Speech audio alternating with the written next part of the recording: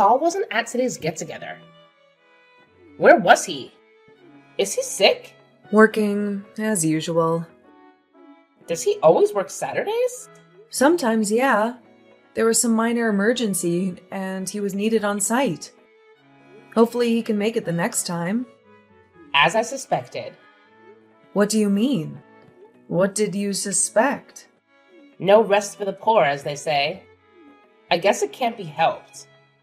When you're poor, you need to work as much as possible to make ends meet. I read in a magazine the other day that some poor people work up to 20 hours a day, 7 days a week, and they still can't afford to put their kids through school. I knew that was the case the minute I laid eyes on your husband. I said to myself, that man looks like he doesn't have a penny to his name. None of my business, though. I'll stay right out of it and keep my opinions to myself. That just now was keeping your opinions to yourself? Sounded like you've already made up your mind about him and our family. I'm just saying. I'm a good judge of character. I took one look at him and thought at once that he was probably doing 3 or 4 jobs to put food on the table. You poor guys.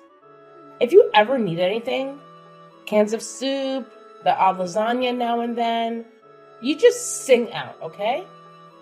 We can't have you all starving to death because of pride. There's nothing wrong with asking for a little help from those more fortunate than you.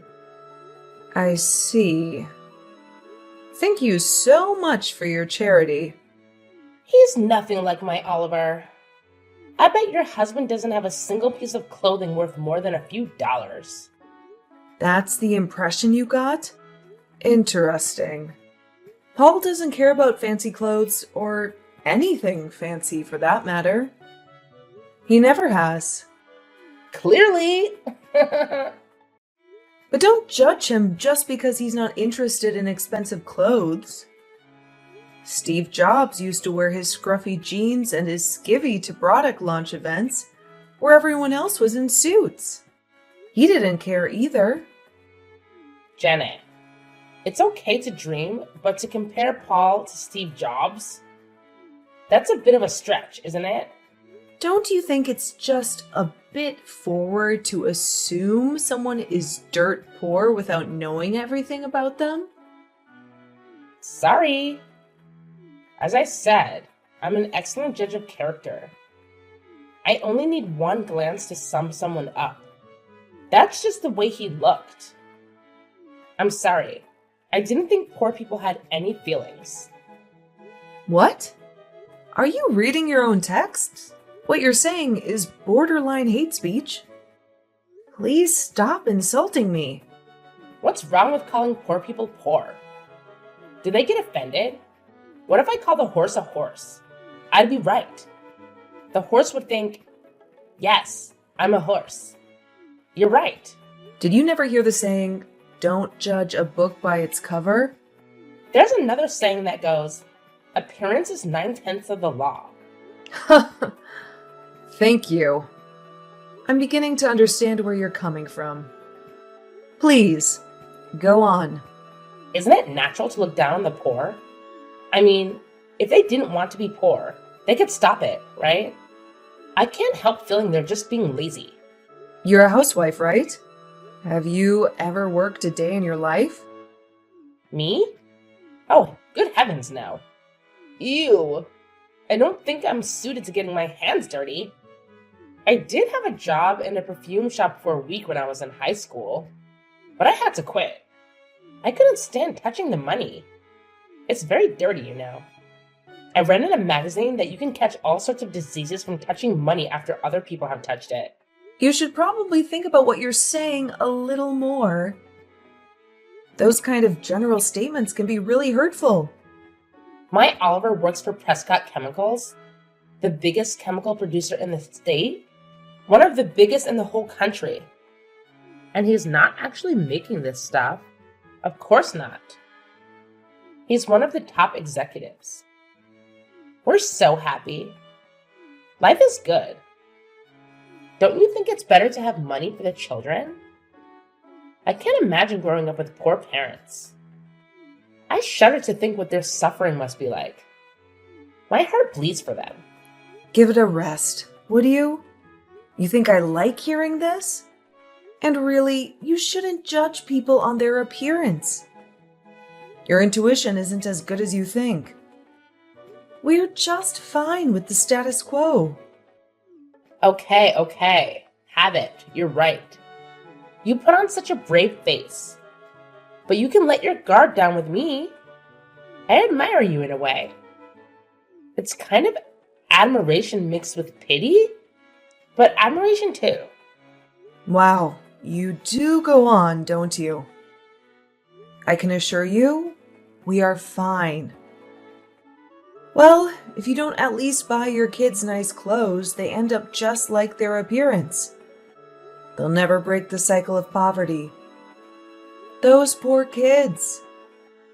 Leave us alone. I'm really busy today, so we don't have any more time to continue to get offensive texts from you. Okay? No rest for the poor, huh? Okay, bye.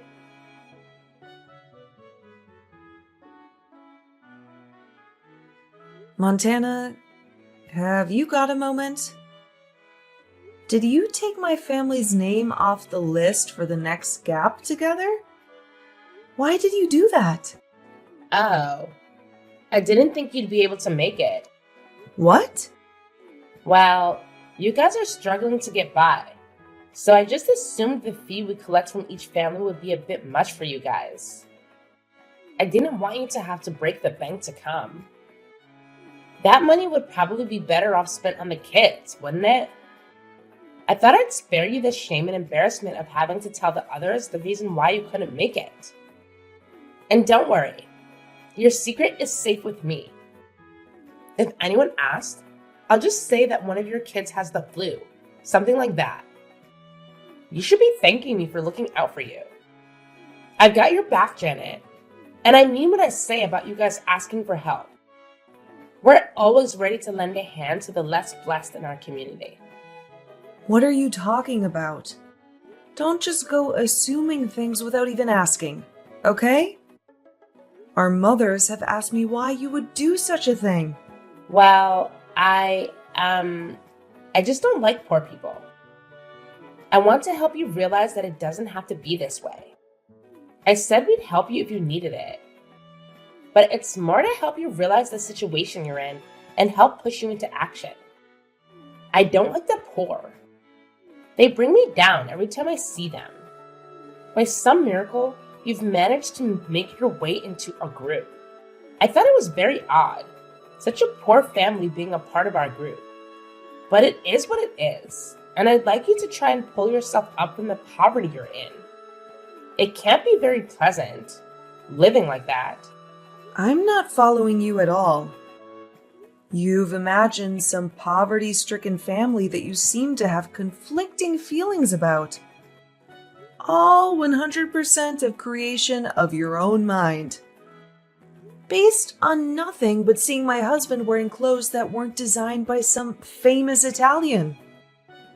You know nothing about my family. You just made up your mind about us based on nothing. And now you won't even keep me in the loop on school events? Taking me off of the list of participants? That's going too far. I've had enough of this, Montana. I will not tolerate the poor being a part of our circle. It's not right. Either you do something about your situation or you're not welcome. It depresses me seeing you and your bedraggled husband. Those poor children. My heart breaks. It's best you don't come to any more meetings. People really don't want to rub shoulders with your type, and they literally don't want to rub shoulders with your husband. Our designer clothes might get dirt on them. That's enough. You don't have a shred of common decency in you. All this acting like you want to help, and then the next text you send is a direct attack on my family and your preconceived notions of how we live our lives. I could say the same about you. You could? How so? You're dirt poor, and yet you think you have the right to join our group. That's not how it works, Janet. You're being very presumptuous to think we would welcome someone of your low status into our group. Some of the families in our circle are practically local royalty. Have you ever seen the kind of cars the children are dropped off in? I still have no idea how you managed to send your children to our school. It's a total mystery. Is there some kind of outreach program? A secret scholarship for the poor that I'm not aware of? That really is enough. Your lack of grace and compassion is mind-blowing. How did you become such a snob? Mind-blowing? I think you'll find my way of thinking is the majority. I have the support of all the other mothers in the group. You're the lone wolf. Need I remind you that my husband is an executive at one of the biggest companies in the state? I did tell you that, didn't I? Your husband's job has absolutely nothing to do with how you treat other people. I think you'll find it does. We're the elite of the city. We have the right to exclude those who don't live up to the high standards expected of members of our group. What does your husband's job have to do with you having no common sense or decency? I'm failing to see the connection. What right do you have to say anything? Your husband works part-time at a 7-Eleven, right? That's the way he looks. He's the vice president of the company your husband works for. He's your husband's direct superior. Oh, really? That's a good one. Oh, Janet, that kills me. You really are in a terrible situation, aren't you? Poor and not all that right. I guess it's just a vicious cycle. The poor and the uneducated are doomed to be that way forever. It's just so sad. The poor have decided that that's the way the world works and they accept it. But don't you feel an obligation to do better for the children? It's not their fault they were born into a poor, stupid, and lazy family, is it? They are innocent. But I suppose poor parents raise children to be poor adults, and it just continues. Endlessly. Do you ever stop harassing people? Who gave you the right to talk to people like that? I'll say it again. My husband is the vice president of Prescott Chemicals. He's your husband's boss. What? Yeah, right. It's a family business. The whole company and all of its subsidiaries are owned by Paul's family. Did you ever ask what my family name is? I've seen it written on school lists before, but it's a common enough name. There are 2 or 3 other Prescott families that are in the school. Nothing out of the ordinary. And those families are rich. The kids are dropped off in McLarens and Bugattis. Those 2 or 3 families are all part of the same Prescott family. One of the fathers, Paul's cousin, is a board member, and one of the mothers, Paul's older sister, is the CEO of the pharmaceutical branch. There are actually 2 more families you may have overlooked. Margaret Wake. Of course I know Margaret. She's been the head of the PTA for the last 3 years. She's Paul's little sister. She's also a board member.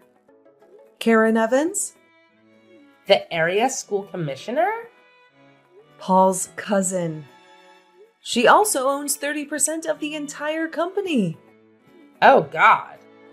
I knew your husband was working there. I just didn't say anything. Paul says he's a great executive and a generally nice guy.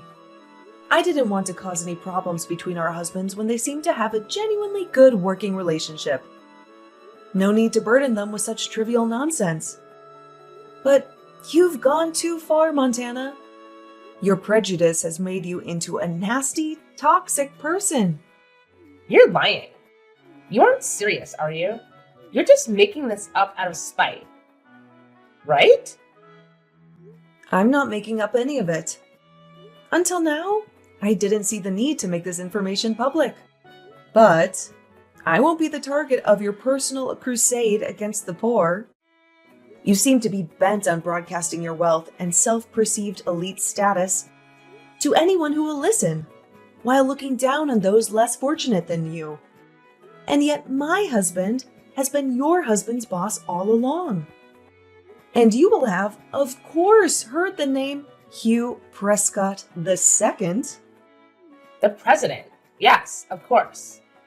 Think about that for a moment. Is he Paul's father? You got it. You gotta be joking. This is just your last-ditch attempt to salvage some dignity, right? I'm dead serious. I'm actually surprised you haven't heard all of this before from some of the other mothers. Most of them know about my family. Well, why am I the only one who didn't know? It's very amusing to watch, actually. Whenever you badmouth my husband and my family at meetings, the other mothers all stare awkwardly at the floor.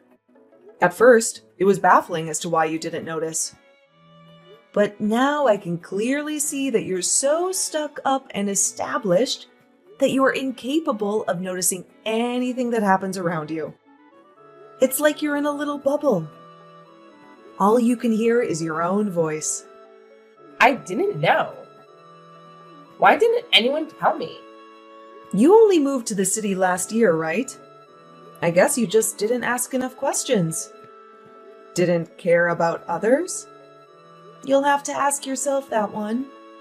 But you took one look at my husband and decided he was poor. Didn't care for the children, and we were doomed to live our lives in poverty. You badmouth me and my family without knowing anything at all. I haven't ever told Paul about how degrading you've been to me and my family, but this time, I can't keep my mouth shut. I can't let you get away with this. No. Wait a minute, Janet. Don't do that. That's not a good idea. We don't need to get the husbands involved. We can sort this out.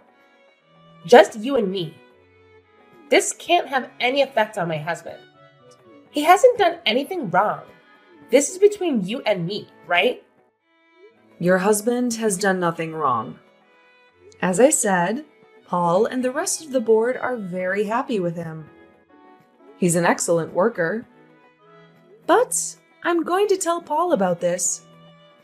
It's all here in your texts. And don't try to delete any of them. I've already taken screenshots of this entire conversation. I'm sorry.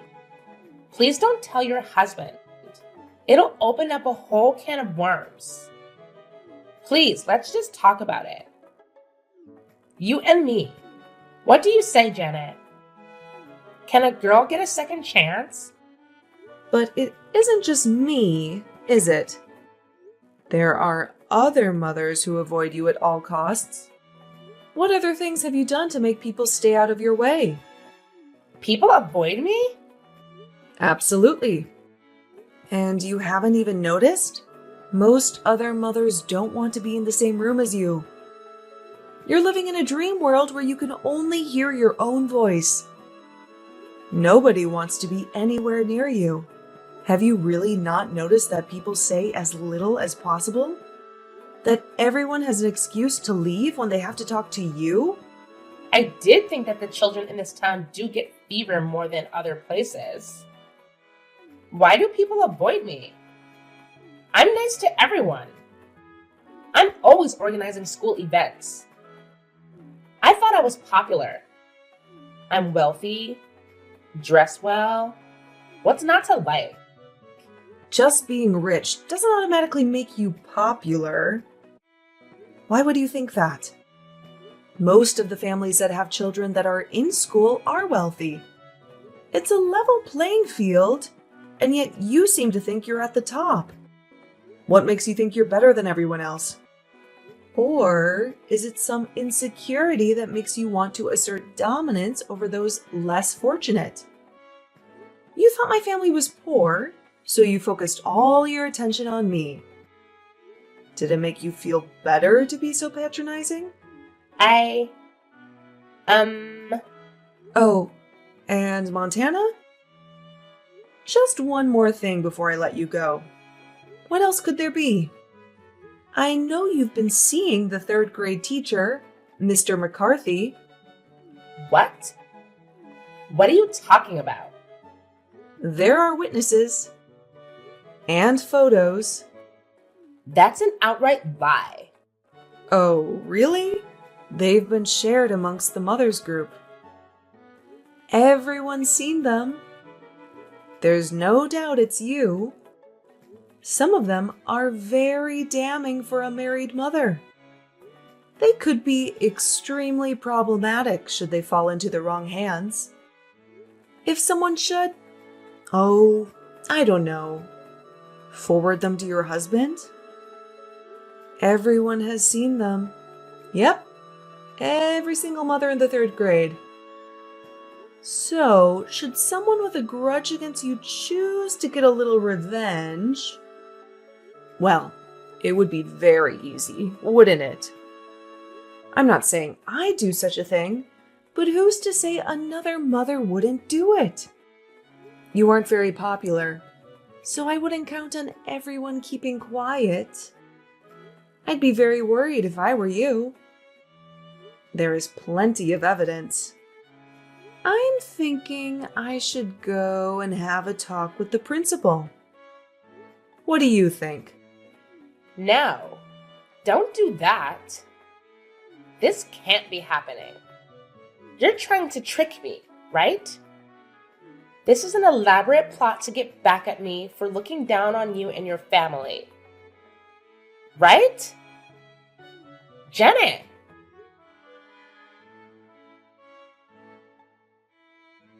I'm afraid it's all 100% true.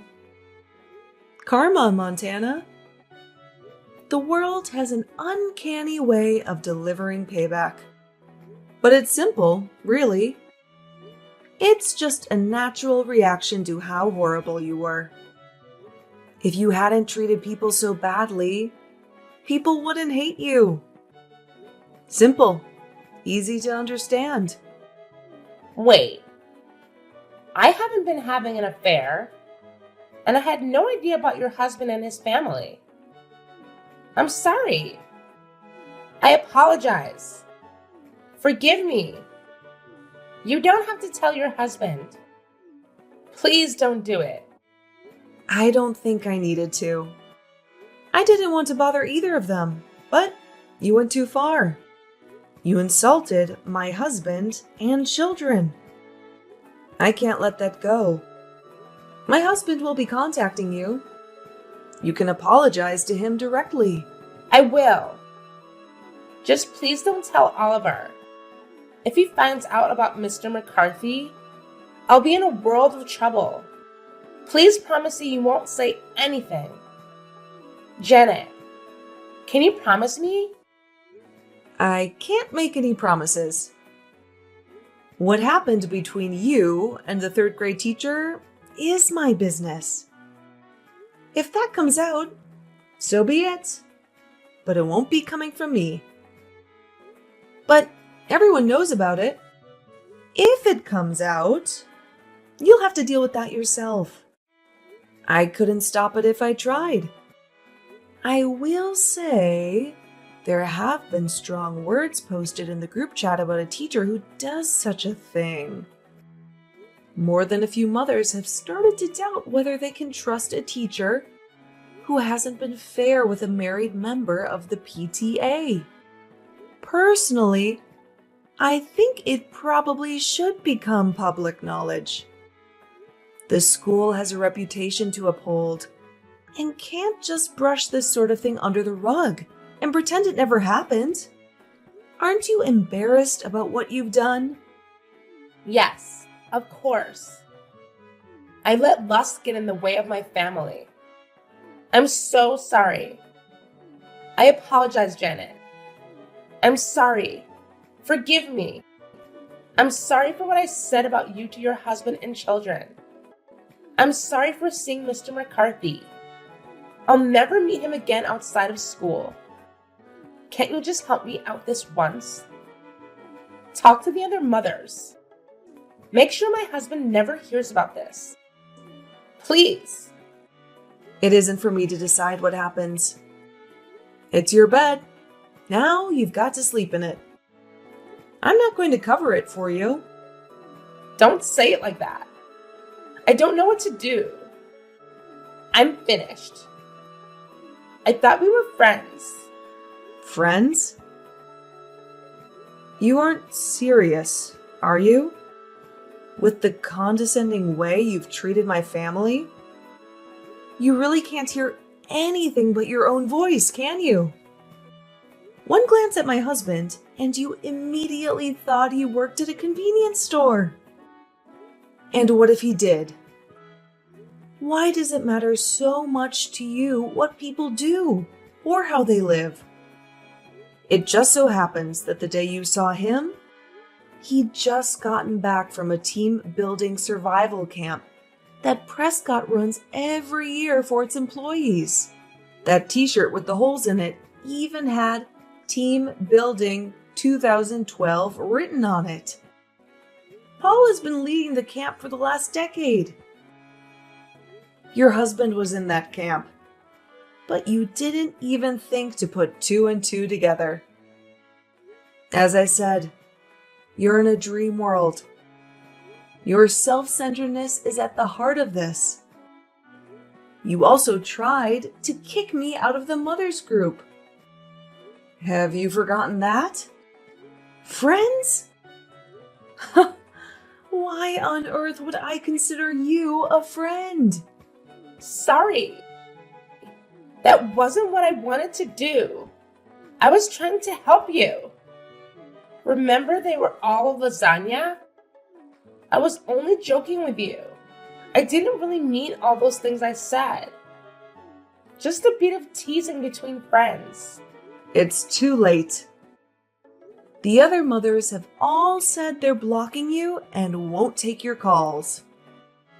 Block me? Nobody wants to have anything to do with you.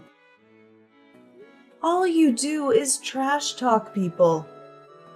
You never have a nice thing to say unless you're talking about how much money your husband makes. Everyone in the group is wealthy, so nobody cares about your husband's salary. And just for the record, I know how much he makes. Because, Montana, you have never once asked me what I do for a living. I thought you were a housewife. Nope. Think again. I'm the Chief Payroll Officer of Prescott Chemicals. Oh. All you do is look down on and criticize people. And to top it all off, you have an affair with your children's teacher? Can't you see yourself? Take a step back and look at how you've behaved. It's atrocious. I regret it all. I repent. I'll never do it again. I'll resign from the PTA. I'll never leave the house again. Just please help me. If those photos get sent today, he'll divorce me. I'll lose everything. I think you need to have a good long talk to your husband. Confess. Who knows? Maybe he'll forgive you. All will be revealed in the end. It's better he hears it from you rather than someone he doesn't know well. We are going to tell the principal, though. Stop them, Janet. Don't go to the principal. I'm done with Mr. McCarthy. I'll finish it right now. I'll text him. Don't make this worse than it already is. If people actually liked you, they might consider keeping it a secret. But it's too late. Goodbye. I'd say good luck, but I don't care what happens. I'm blocking you in 3, 2, 1.